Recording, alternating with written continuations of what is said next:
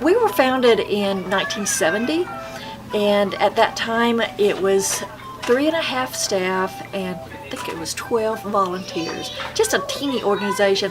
And the purpose was to work with drug-affected youth and the people that work with them, trying to help them, give them materials and tools.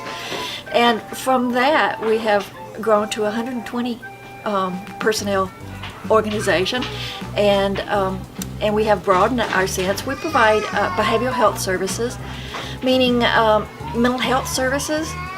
We do mental health services for children and families, and we even have an infant and early childhood mental health program.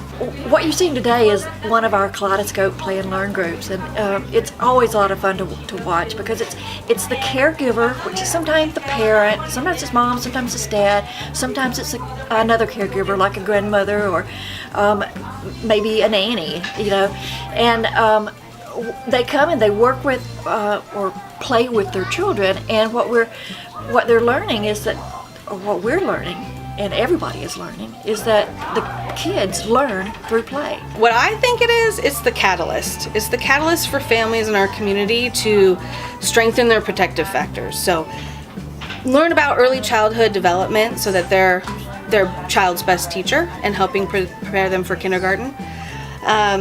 Parental resilience, so when things get stressful, you have a group of people that you're connected with common interests and common characteristics that you can reach out to. Being that we're a social service agency, the concrete supports in times of need. When something comes up and you don't know where to turn, you now have a place that you've already been and a relationship already built where you can say, help me.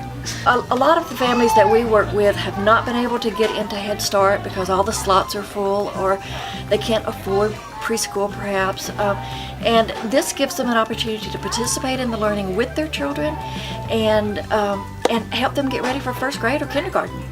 Most of our clients are low income, and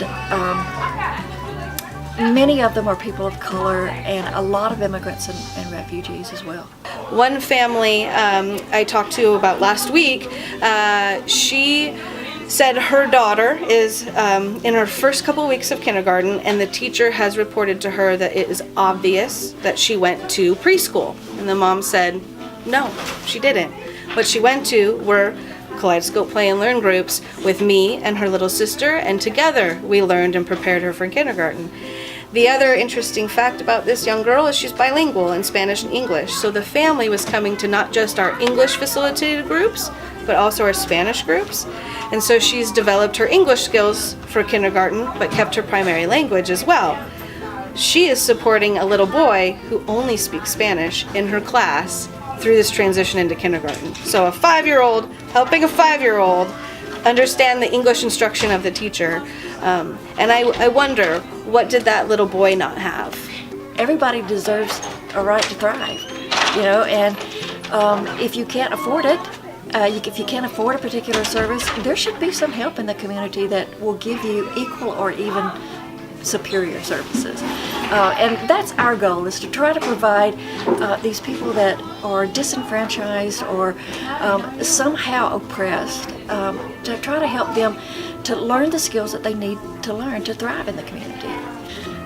Donations are a really important part of the organization, and every little bit counts. When you're working with a nonprofit like ours, where there's no such thing as waste, so we appreciate every dollar that we get, and over 80% of our money goes directly towards service provision.